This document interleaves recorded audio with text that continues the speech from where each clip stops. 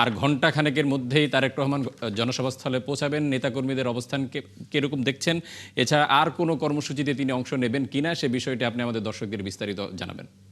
যে ত্রয়োদশ জাতীয় সংসদ নির্বাচনকে ঘিরে বিএনপি চেয়ারম্যান তারেক রহমানের যে সারা দেশের সফর, সেই সফরের ময়মনসিংহ বিভাগে তিনি আসছেন। এই ময়মনসিংহ শহরের সার্কিট হাউস মাঠে তিনি এখানে জনসভা বেশ করবেন। একটু ইতিমধ্যে আমরা দেখেছি ময়মনসিংহ বিভাগের যে যতগুলো জেলা রয়েছে সেই সব জেলার নেতাকর্মীরা কিন্তু এখানে উপস্থিত হয়েছেন এবং আমরা দেখলাম যে এখানে 24টি আপনার সংসদীয় আসনের যারা মনোনীত ধানের শীষের প্রার্থী রয়েছে তারা এখানে উপস্থিত থাকবেন এবং তারেক রহমান তাদেরকে পরিচয় করে দিবেন। বলে রেখে যে তারেক রহমান একটু দীর্ঘ সময় পর কিন্তু এই ময়মনসিংহে আসবেন এবং এখানে তিনি তার যে প্রস্তাবিত পরিকল্পনাগুলো রয়েছে, ফ্যামিলি কার্ড, কৃষক কার্ড, হেলথ কার্ড সহ খাল খনন, বাংলাদেশের স্টেবিলিটি অর্থাৎ স্থিতিশীলতা ফেরত আনা, এই বিষয়গুলো তিনি কিন্তু তার ভোটার এবং কর্মীদের উদ্দেশ্যে তিনি কিন্তু বলবেন বলে আমরা ইতিমধ্যে তার যে বাকি সমাবেশগুলো সেখানে আমরা দেখেছি। এবং এখানকার যারা স্থানীয় নেতাকর্মীরা যারা রয়েছেন তারা কিন্তু উপস্থিত হয়ে নেতাকর্মীদেরকে উজ্জীবিত করার চেষ্টা করছেন। আমরা দেখেছি অসংখ্য মানুষ আসলে এখানে জড়ো হয়েছেন যারা তাদের কথাগুলো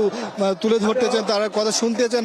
আমরা এরকম একজনের সাথে একটু কথা বলবো, আপনার সাথে একটু কথা বলতে চাই। একটু যদি বলেন আপনারা কোন ইউনিটের এবং আপনারা এখানে আসলে তারেক রহমানকে কিভাবে বরণ করে নিতে চান এবং কি তার কাছে কথা বলতে চান, দাবি দেওয়া কি করতে চান?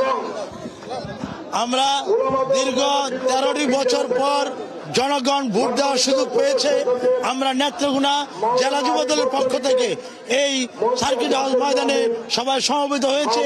আমরা আগামী দিনে চাই তারেক রহমান সাহেবের নির্দেশ মোতাবেক ফজরের নামাজ পড়ে আমরা ভোট কেন্দ্রে উপস্থিত হব এবং 2টার পর ভোট শেষ হওয়ার পরে আমরা ভোট গণে বুঝে নিয়ে আমরা এই কেন্দ্র থেকে ফিরবো এবং আগামী দিনে এই বৃহত্তর ময়মনসিংহের প্রতিটি সিট ধানের শীষে জয়লাভ করবে এই প্রত্যাশা রাখছি। আজকে আমরা আরো কিছু চিত্র আপনাকে একটু দেখাতে চাই। আমরা যদি পেছনের দিকে যাই, যে পেছনে যারা এখানে অন্যান্য আরো অনেক ইউনিট সংগঠন যারা আছেন তারা কিন্তু এখানে এসেছেন এবং তারা কিন্তু তাদের সুশৃঙ্খল বা নেতাকর্মী যারা রয়েছেন তারা এসে এখানে উপস্থিত হয়ে তাদের